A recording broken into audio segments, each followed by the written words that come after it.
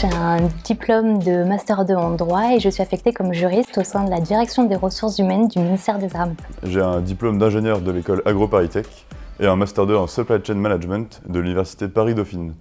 Je travaille à la sous-direction numérique de la direction centrale du service du commissariat des armées où je suis responsable de systèmes d'information. J'ai un Master 2 en finance d'entreprise et je suis affecté depuis septembre 2016 au sein du service interarmées des munitions en tant que responsable budgétaire et financier. Je suis diplômé d'un Master en management de la supply chain de l'ICN Business School de Nancy et je suis chef de la division approvisionnement au sein de l'établissement logistique du commissariat des armées de Châtres. Diplômé d'un LLM en droit des affaires internationales de l'Université de Nottingham et du Master droit du commerce international de l'Université de Montpellier.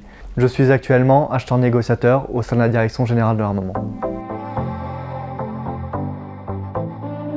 J'ai souhaité m'engager en tant que commissaire des armées car j'adhérais aux valeurs de cohésion, de respect et de discipline qui sont mises en avant au sein du ministère. Et je souhaitais également pouvoir mettre mes compétences au profit du plus grand nombre dans un cadre différent de celui de l'entreprise. J'ai toujours eu à cœur de servir mon pays. Dès que cela m'a été possible, je me suis engagé au sein de la réserve opérationnelle du 2e régiment de Dragons.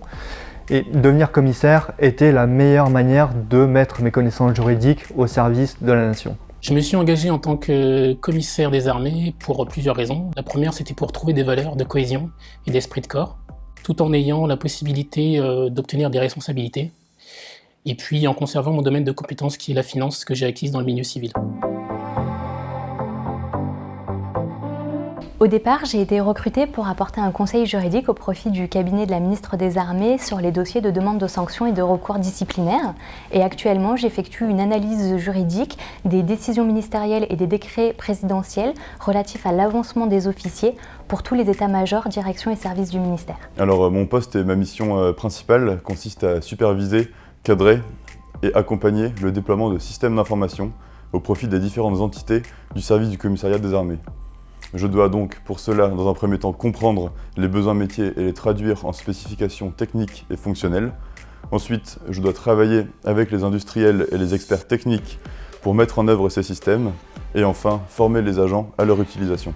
Mes missions au sein du service interarmées des munitions sont la gestion du budget de fonctionnement du service, ainsi que la gestion déléguée par les armées d'un budget d'acquisition de munitions à leur profit.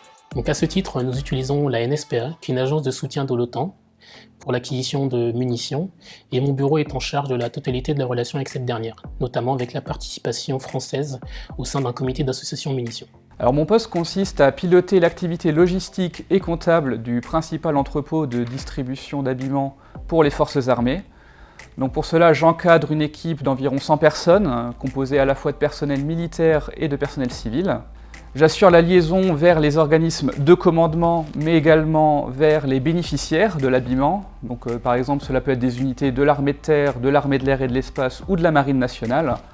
Et enfin, j'ai à réaliser un certain nombre d'études statistiques ou d'indicateurs qui permettent de répondre à des problématiques plus ponctuelles, comme le positionnement d'un article au sein de l'entrepôt ou un mouvement de stock important vers un bénéficiaire. Mon poste consiste en l'établissement de la procédure de passation, de la rédaction du contrat et des documents administratifs, ainsi que la négociation financière et contractuelle avec les industriels. La formation militaire initiale à l'école des commissaires des armées a été pour moi la continuité de ma formation de réserviste.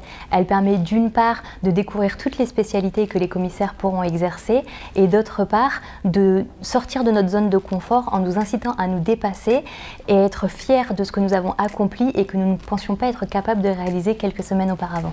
Je retiens de ma formation militaire à l'école des commissaires des armées l'acquisition du vernis nécessaire au savoir-être et au savoir-faire du militaire, à savoir la marche au pas, le tir, le combat. J'ai également appris à comprendre l'écosystème du ministère dans sa globalité et l'imbrication du corps des commissaires au sein de cet écosystème.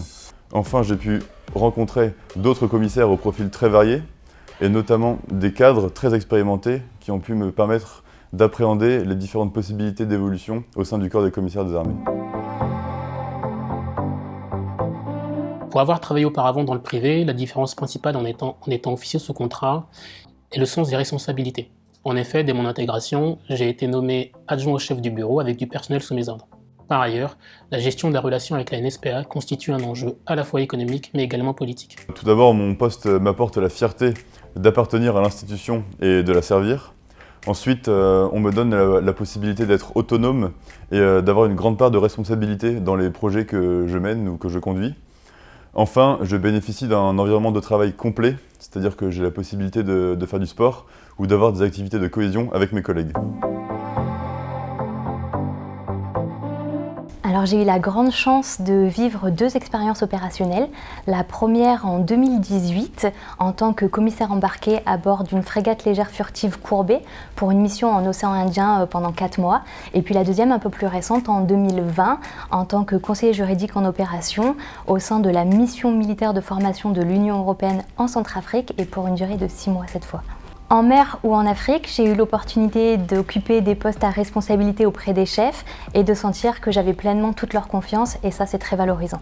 Alors j'ai eu l'occasion de réaliser une opération extérieure à Niamey au Niger où j'étais responsable du soutien de la base en termes d'hébergement, de restauration et de loisirs. J'étais également en charge de ce qu'on appelle le matériel de campagne, c'est-à-dire tout ce qui permet aux soldats de s'établir sur le terrain, par exemple les remorques douches, les tentes, ce genre de choses. J'ai également eu l'occasion d'embarquer pendant une semaine sur un bâtiment de la Marine nationale dans le cadre d'un exercice en mer Méditerranée. J'aimerais pouvoir évoluer vers des postes de management au sein d'autres armées, directions et services en restant dans la dominante des systèmes d'information ou de la supply chain. Ensuite, à plus long terme, j'aimerais pouvoir, pourquoi pas, accéder à d'autres postes à responsabilité dans d'autres ministères. Alors, je souhaite être muté dans un régiment de l'armée de terre pour y trouver un côté un peu plus opérationnel. Et à plus long terme, je souhaite tenter, dès que je remplirai les conditions, le concours pour devenir officier de carrière qui est accessible après 5 ans de service. La formation est accessible à tous. Tout ce qui est relatif à l'environnement militaire, savoir-être et savoir-faire nécessaires à la bonne intégration au sein de l'institution seront enseignés lors de la formation. Il est essentiel de bien préparer ses entretiens de recrutement, se renseigner sur le corps, ses missions, son imbrication au sein du ministère des Armées, ainsi que du contexte opérationnel et général du ministère des Armées et l'entité dans laquelle vous allez servir. Il est nécessaire d'arriver aux entretiens avec un projet clair et défini et de témoigner de votre volonté de servir au sein des armées.